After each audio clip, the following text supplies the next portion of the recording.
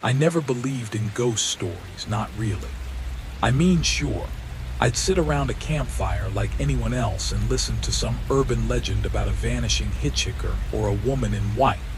But those stories always felt like they belonged to someone else's life, not mine. I was a rides-hair driver in Seattle, working nights mostly because the pay was better, and the city had this strange, electric energy after dark that I'd grown to love. The rain would glisten on the streets, neon signs would blur into watercolor smears on my windshield, and I'd pick up all kinds of people, college kids stumbling home from bars, nurses finishing late shifts, business people who'd missed their last train. It was honest work and I was good at it. I had a 5-star rating, hundreds of completed trips, and a clean record. I prided myself on being professional, punctual, and most importantly, safe. But that all changed 3 months ago on a Tuesday night that started like any other. I'd been driving since 7, picking up the usual crowd, when around 11:30, I got a ping for a pickup on the outskirts of Capitol Hill, near one of those residential streets that feels more like a forgotten pocket of the city than an actual neighborhood. The address was a corner near an old apartment building with peeling paint and a flickering streetlight that barely cut through the misty rain. When I pulled up, I saw a figure standing there just outside the pool of weak yellow light, and for a moment I thought about canceling the ride. Something about the way they stood there so still made my stomach tight. But I shook it off. I'd picked up quiet passengers before, people who were tired or just didn't feel like talking, and that was fine by me. I rolled down the window slightly and called out, asking if they'd requested the ride. The figure stepped forward and I got my first real look at them. It was a woman, probably in her late 30s, with dark hair that hung in wet strands around her face and a gray coat that looked too thin for the weather. She nodded and opened the back door without saying a word, sliding into the seat behind me. I confirmed her destination through the app, an address about 20 minutes away in a neighborhood I knew well, and pulled away from the curb.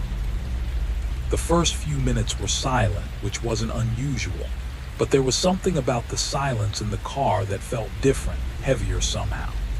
I glanced in the rearview mirror a few times, trying to catch a glimpse of her face, but she was staring out the window, her expression blank and distant. I tried to make conversation, asking her how her night was going, if she was heading home from work, the usual icebreakers I used to fill the quiet. She didn't respond at first, and I was about to give up when she finally spoke. Her voice was soft, almost a whisper, and she said, "Do you ever feel like someone's watching you even when you're alone?" The question caught me off guard, and I laughed nervously, trying to play it off as small talk. I said something about how driving at night could feel creepy sometimes, especially on empty roads, but that I'd gotten used to it. She didn't laugh. She just kept staring out the window, and I saw her breath fogging up the glass even though the heater was on. I turned my attention back to the road, telling myself she was just one of those eccentric passengers you meet sometimes, the kind who ask weird questions or say strange things because they're tired or a little drunk. But then she said something that made my hands tighten on the steering wheel. She said, "You should check your back seat more often." I froze, my eyes snapping to the rearview mirror, but she was still just sitting there, staring out the window like she hadn't said anything at all. I asked her what she meant, trying to keep my voice steady, but she didn't answer. The silence stretched out again, and I felt this creeping sensation on the back of my neck, like ice water trickling down my spine. I wanted to pull over to ask her to get out, but something stopped me. Maybe it was the professionalism I'd always prided myself on, or maybe it was the fear that if I acknowledged how scared I was, it would make whatever this was real. So I kept driving, watching her in the mirror, and that's when I noticed something that made my blood run cold. She wasn't moving, not at all, not even the slight shift of someone breathing or adjusting in their seat. She was perfectly, unnaturally still, and when I looked closer, I realized I couldn't see her chest rising and falling. I blinked hard, telling myself I was imagining things, that the shadows in the car were playing tricks on me. But when I looked again, she was gone. Not like she ducked down or moved to the other side of the seat, just gone, as if she'd never been there at all. I slammed on the brakes, pulling over to the side of the road so hard that my tires screeched against the wet asphalt. My heart was pounding in my chest as I turned around to look at the back seat, expecting to see her huddled in the corner or maybe lying down, but the seat was empty, completely empty. No coat, no wet footprints, nothing. I sat there for what felt like an eternity, my breath coming in short, shallow gasps, trying to make sense of what had just happened. Then I saw it, a small piece of paper on the seat where she'd been sitting.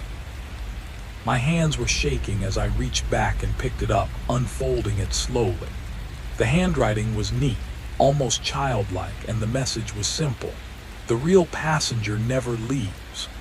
I dropped the paper like it had burned me, and that's when I noticed the smell, a faint, sickly sweet odor that seemed to be coming from the back seat, like something rotting just beneath the surface. I threw open my door and stumbled out into the rain, gasping for air, and that's when I realized something that made everything so much worse. The address she'd given me, the one I'd been driving toward, it was a cemetery. I didn't drive for the rest of that night. I couldn't. I sat in my car on the side of the road for nearly an hour, rain drumming against the roof, staring at that piece of paper I'd tossed onto the passenger seat like it might spontaneously combust or transform into something even more terrifying. My mind kept cycling through the same questions over and over. Who was she? How did she disappear? And what the hell did that note mean? I tried to rationalize it. Maybe she'd gotten out when I wasn't paying attention. Maybe during one of those moments when I'd glanced away to check a street sign or adjust my mirrors. Maybe the note had been there all along, left by a previous passenger as some kind of prank. But I knew those explanations didn't hold water. I checked my back seat before she got in, like I always did. It was empty, and I would have heard the door open, felt the rush of cold air if she'd gotten out while the car was moving. No, something impossible had happened. And I was left holding the evidence in the form of a cryptic warning that I couldn't ignore. Eventually, I drove home, took a long shower and tried to sleep. But every time I closed my eyes, I saw her face in the rearview mirror, pale and expressionless, and heard her voice asking if I ever felt watched. The next day, I told myself I was done with rideshare driving. I'd find another job, something that didn't involve picking up strangers in the dark. But here's the thing about bills and rent and real life. They don't care about your ghost stories. After a week of sending out applications and getting nothing back, I reluctantly turned the app back on. I told myself I'd only drive during the day, that I'd stick to busy areas with lots of people around, and that I'd absolutely refuse any pickups that gave me even the slightest bad feeling. For a while, it worked. I did breakfast rush, airport runs, errands for people who needed rides to the grocery store or the doctor's office. Nothing strange happened, and I started to convince myself that what I'd experienced that night had been some kind of hallucination brought on by exhaustion or stress. But then the notes started appearing. The first one I found was tucked into the cup holder in the back seat after dropping off a businessman at a hotel downtown. I didn't see who left it, and I couldn't remember anything unusual about any of my passengers that day. The note was written in the same neat handwriting as before, and it said, "Did you check behind you?" I crumpled it up and threw it out the window, my hands trembling. The second note appeared 3 days later, folded neatly and placed on the back seat after a ride with a woman and her young daughter. I'd watched them get out, seen them walk into their building, and there'd been no one else in the car. This note said, "It's still here. I started checking my back seat obsessively after every single ride, running my hands over the upholstery, looking under the seats, even checking the trunk. I installed a dash cam that faced the back seat, recording everything. I thought if I could catch whoever was doing this, I could put an end to it, maybe even go to the police. But when I reviewed the footage from the rides where notes had appeared, there was nothing. No mysterious figure, no one leaning forward to leave a piece of paper. The notes just seemed to materialize out of thin air. Other drivers started noticing I was on edge. A few of them asked if I was okay when we'd pass each other at gas stations or charging stations, and I wanted to tell them what was happening, but how could I? How could I explain that I was being haunted by a passenger who may or may not have ever existed, who left me notes warning me about something I couldn't see? They'd think I was losing my mind, and honestly I was starting to wonder if they'd be right. Then, about a month after that first encounter, I picked up a guy named Marcus. He was in his 50s, a long-haul trucker who was between jobs and needed a ride to a friend's place across town. We got to talking, the way you do on longer rides, and somehow the conversation turned to strange experiences on the road. He told me about the time he'd seen a woman standing in the middle of a highway in Montana at 3 in the morning, how she'd vanished when he got close. He told me about CB radio chatter he'd heard that couldn't have been real, voices of drivers who died years ago still calling out for help. And then he asked me if I'd ever experienced anything I couldn't explain. I hesitated, my fingers tight on the steering wheel, and then I told him everything. I told him about the woman, the vanishing, the notes, the feeling that something was wrong with my car, with my life, with reality itself. I expected him to laugh or change the subject, but instead he went very quiet. When he finally spoke, his voice was low and serious. He said, "You're not the first driver I've heard this from. There's others all over the country. Different cities, different companies, but the same story. A passenger who vanishes, notes that warn you about something, and then..." He trailed off and I glanced over at him.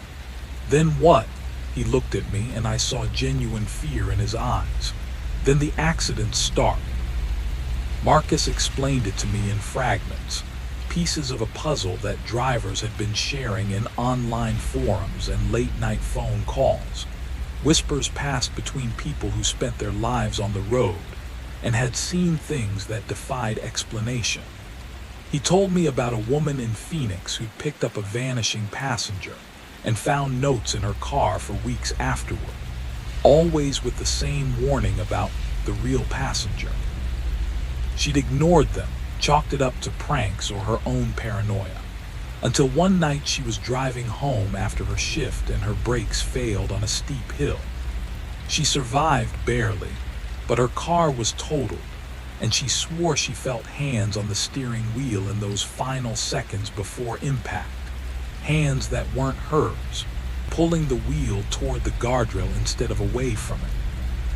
There was a guy in Atlanta who'd experienced the same thing, vanishing passenger, cryptic notes, and then a series of near misses that escalated in severity until he finally stopped driving altogether.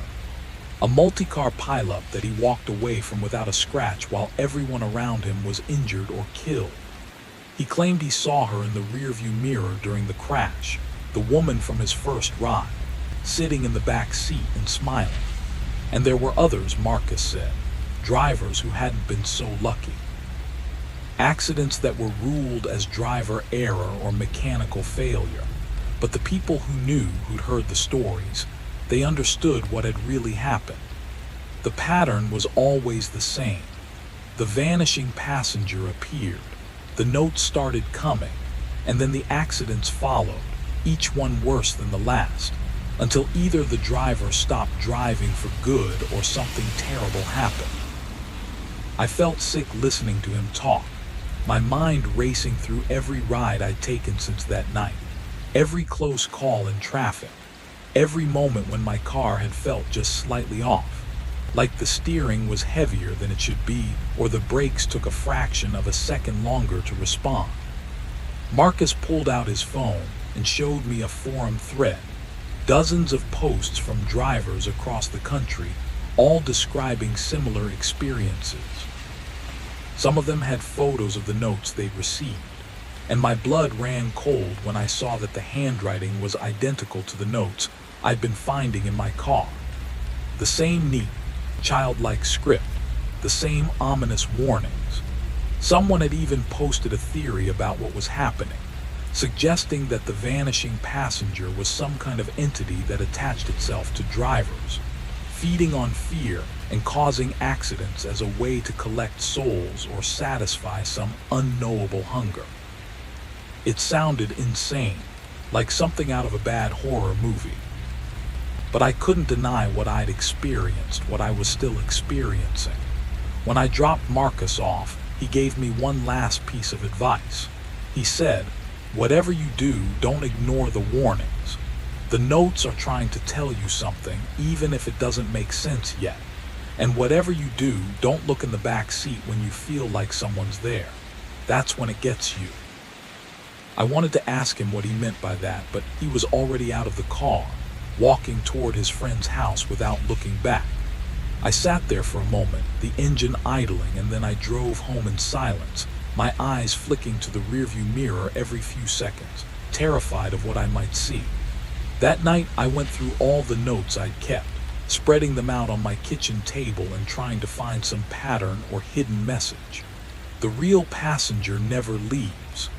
Did you check behind you? It's still here. You're not alone. It's watching you drive. Each one felt like a piece of a larger warning, but I couldn't figure out what they were trying to tell me.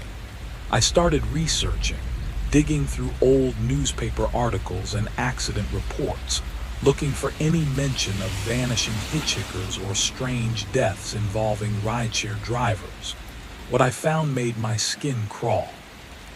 There was a case from 5 years ago, a driver in Seattle, my city, who died in a single-car crash on a stretch of road known for being safe and well-maintained.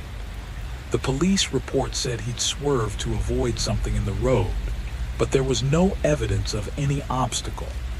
Witnesses said his car had veered suddenly, almost deliberately, into a concrete barrier.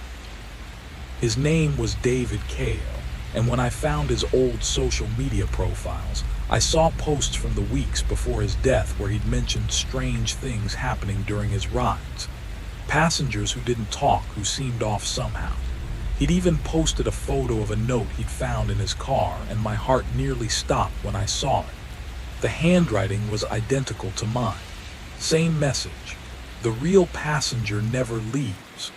I couldn't sleep that night. Every creak of my apartment, every shadow that moved across the wall felt like a threat. I kept thinking about what Marcus had said, about not looking in the back seat when you feel like someone's there. And I realized that ever since that first night, I've been feeling that presence almost constantly. That sensation of being watched, of not being alone even when my car was empty. I'd been ignoring it, pushing it down, but now I couldn't unsee it. The next day, I decided I was done. I was going to delete the app, sell my car if I had to, and find any other way to make money. But when I got into my car to drive to the dealership, I found another note on the back seat, and this one was different. It wasn't a warning. It was an address I recognized. It was the cemetery where my first passenger had wanted to go, the one I'd been driving toward when she vanished. And underneath the address in that same neat handwriting were 3 words that made my decision for me. Come find me. I drove to the cemetery that afternoon, even though every rational part of my brain screamed at me to turn around, to go anywhere else, to forget the notes and the vanishing passenger and all of it. But I had to know. I had to understand what was happening to me. And more than that, I needed it to stop. The cemetery was old, one of those places that had been around since the city was founded.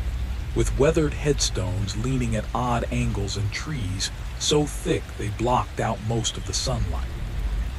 The address on the note led me to a section in the back, far from the main entrance, where the graves were older and less maintained. I parked my car near a rusted gate and walked in, my phone in one hand with the address pulled up, my other hand shaking so badly I had to shove it in my pocket. The air felt different here, heavier, like I was walking through water. I found the grave after about 10 minutes of searching, tucked beneath a massive oak tree whose roots had cracked the stone. The name on the headstone was Emma Cline, and the dates listed showed she died 15 years ago at the age of 34. There was no epitaph, no flowers, nothing to indicate anyone had visited in years. I stood there staring at the name, and something clicked in my mind. I pulled out my phone and searched for Emma Cline in Seattle, and what I found made everything fall into place in the most horrifying way possible. Emma Cline had been a rideshare driver, one of the first in the city when the apps were just starting to take off. She disappeared one night after picking up a passenger, and her car had been found 3 days later abandoned on the side of the road with no sign of her. It had taken another week for hikers to find her body in the woods, and the official cause of death was listed as exposure, though there were details in the articles that suggested something far worse. Scratches on her arms that looked self-inflicted, her car's interior showing signs of a struggle, and witnesses who claimed they'd seen her driving erratically in the hours before she vanished, like she was trying to escape from something. But here's what made my blood turn to ice. In the weeks before her disappearance, Emma had posted on a driver forum about strange experiences she'd been having. Passengers who vanished mid-ride. Notes appeared in her car with warnings she couldn't understand. A feeling that someone was always in the back seat, watching her, waiting.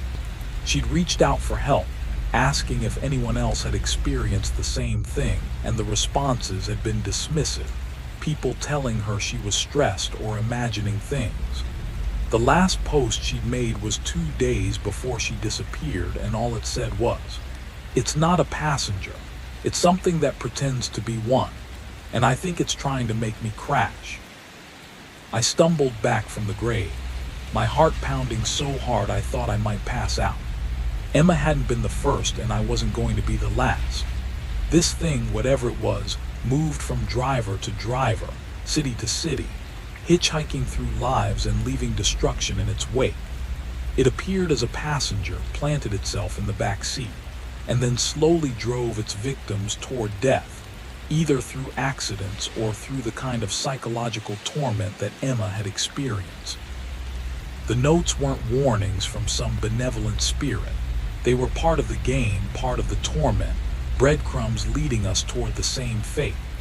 I ran back to my car, fumbling with my keys, desperate to get out of that place. But when I yanked open the driver's door, I froze. She was sitting in the back seat. The woman from that first night, with her dark hair and gray coat and expressionless face. She was staring at me in the rearview mirror, and this time I could see her clearly, see every detail I'd missed before. Her eyes were wrong, too dark. Like looking into empty wells, and her skin had a grayish tint that wasn't quite right. She wasn't breathing, she wasn't blinking. And when she smiled, I saw that her teeth were too sharp, filed to points, and her mouth opened wider than it should have been able to. She spoke, and her voice was the same soft whisper, but now I could hear the wrongness in it, the sound of something ancient and hungry pretending to be human. She said, "You came. That's good. Most of them don't come. Most of them just drive until they can't anymore." I wanted to run, but my legs wouldn't move. I was frozen, trapped by that horrible gaze, and I understood in that moment what Marcus had meant. Don't look in the back seat when you feel like someone's there. Because once you see it, once you truly see what's been riding with you all along, it's too late. The thing wearing Emma's face leaned forward, and I felt its breath on the back of my neck, cold and raw. It whispered, The real passenger never leaves, because you're not driving anymore. I am. I don't remember what happened next. I woke up 6 hours later in a hospital bed with no memory of how I got there. The doctors said I'd been found wandering along the highway, incoherent and covered in scratches. My car abandoned at the cemetery with the engine still running. They asked me if I'd taken anything, if I'd been drinking, but I couldn't answer because I didn't know. All I knew was that something had changed. I can still feel it sometimes when I'm driving, and yes, I'm still driving because I can't stop. I've tried, and something always pulls me back. I can feel it in the back seat, watching me, guiding my hands on the wheel. I see it in the rearview mirror during long nights, that shadow that looks almost like a person but isn't. And I know that one day, probably soon, I'll be just like Emma, just another cautionary tale that other drivers will whisper about in forums and late-night conversations. The notes still appear, but now they're different. Now they say things like, "Good, keep driving," and "We're almost there." I don't know where there is, but I know I'm headed toward it whether I want to or not. So if you're a driver and you pick up a passenger who seems off, who doesn't talk, who stares out the window with empty eyes, pay attention to what happens next. Check your back seat before you drive away. And if you find a note, if you see that neat, childlike handwriting warning you that the real passenger never leaves, then do what I didn't do. Stop driving and never get behind the wheel again. Because once it chooses you, once it climbs into your back seat and decides you're next, there's no escape, no way out. Nothing you can do except drive toward whatever ending it has planned for you. And trust me when I say you don't want to know what that ending looks like, because I'm living it right now, and I can feel it getting closer with every mile.